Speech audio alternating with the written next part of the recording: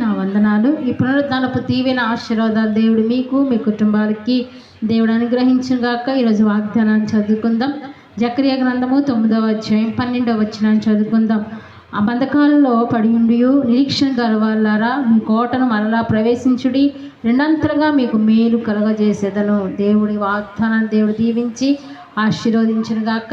ఈరోజు దేవుడు అంటాడు, మీ కోటలో మీరు తిరిగి ప్రవేశించబడతారంట ఉన్నారు. బంధకాలలో ఉన్నారా? విడిపించబడటానికి దేవుడు మీకు సహాయం చేస్తూ ఉన్నాడు. రెండంతల ఆశీర్వాదం దేవుడు మీకు మీ కుటుంబాలకి దేవుడు అనుగ్రహించును గాక. ఈ వాగ్దానం మీకు మీ కుటుంబాలకి దేవుడు అనుగ్రహించి సహాయమును దయచేయను గాక. ఆమేన్. ప్రార్థన చేసుకుందాం. మాతో కలిసి మీరు ప్రాయకీభవించి ప్రార్థనలో ఉండండి. ప్రార్థన. మహాపరిశుద్ధులైన దేవానికి వందనాలు, స్తోత్రాలు ప్రభువా. బంధకముల్లో ఉన్నటువంటి వారికి నాయన ప్రభువా, అయా వారిని వారు తిరిగి వారి కోటలో ప్రవేశించండి ప్రభువా. వారికి నాయన రెండంతల ఆశీర్వాదాలు బిడ్డలకు అనుగ్రహించండి. ఈ ఉదయకాలపు దీవెన ఆశీర్వాదాలు బిడ్డలకి కుటుంబాలందరికీ కూడా మీరు అనుగ్రహించండి. ఈ దినమంతా బిడ్డలు తోడై ఉండండి. ఎంతమంది అయితే పనులు ప్రారంభిస్తూ ఉన్నారో, బయటకు వెళ్తున్నారు ప్రభువా, ఇది ఉద్యోగాలకి, కాలేజీలకి, స్కూల్స్కి వెళ్తున్నటువంటి బిడ్డలందరినీ ప్రభు వారికి కాపుదల క్షేమమును ప్రభు బిడ్డలకు అనుగ్రహించండి.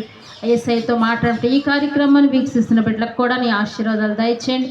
ఈ ప్రార్థనలు ఏకీవసిన బిడ్డలకు కూడా ఆశీర్వాదాలు మేలు నిశ్చయంగా అనుగ్రహించమని యేసయ్య నామమును అడిగి వేడుకుంటున్నాం తండ్రి. ఆమేన్, ఆమేన్, ఆమేన్. మీ అందరికీ నా వందనాలు.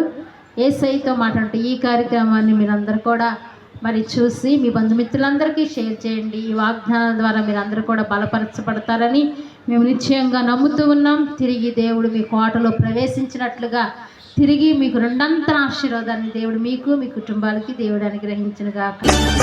విలువైనది బలమైనది నా యేసుని నోటి మాట,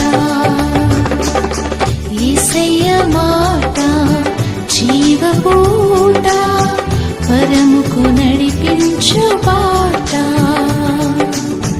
యేసయ్య మాట జీవపూట, పరముకు నడిపించు బాట.